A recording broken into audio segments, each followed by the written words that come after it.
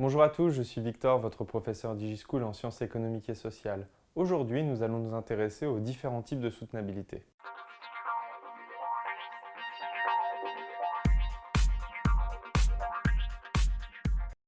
Alors, nous avons vu dans une vidéo précédente les origines de la croissance et du développement, notamment à travers le développement durable. Désormais, nous allons nous intéresser à la notion de soutenabilité, que vous allez des fois retrouver avec le terme anglais sustainable.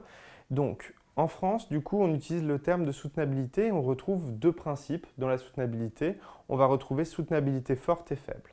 Alors, quelle est la différence entre les deux? L'idée, c'est que dans la soutenabilité forte, le capital technologique, donc tout le fruit des innovations humaines, ne peut arriver à substituer les ressources naturelles, le capital naturel. Autrement dit, demain, on n'a pas encore, par exemple, les moyens technologiques pour remplacer l'air. C'est ça l'idée de soutenabilité forte. L'idée, c'est donc que certaines ressources naturelles, certaines parties du capital naturel ne peuvent être remplacées par l'action humaine, par le fait de trouver des innovations. Ce qui est différent de soutenabilité faible, dans la soutenabilité faible, au contraire, on considère que le capital technologique, le capital humain, peut permettre de remplacer au fur et à mesure le capital naturel. C'est-à-dire que par exemple, on va trouver des moyens de substituer des énergies par des nouvelles.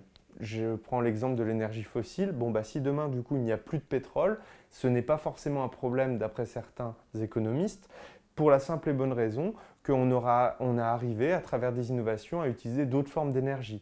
L'énergie solaire, l'énergie éolienne à travers la force du vent, ou encore l'énergie du coup nucléaire. Donc voilà, ça c'est l'idée du coup de la différence entre les deux.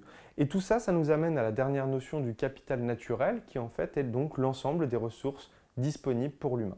Je vous remercie d'avoir suivi cette vidéo, n'hésitez pas à vous abonner à notre chaîne YouTube et à laisser différents commentaires. À bientôt sur DigiSchool.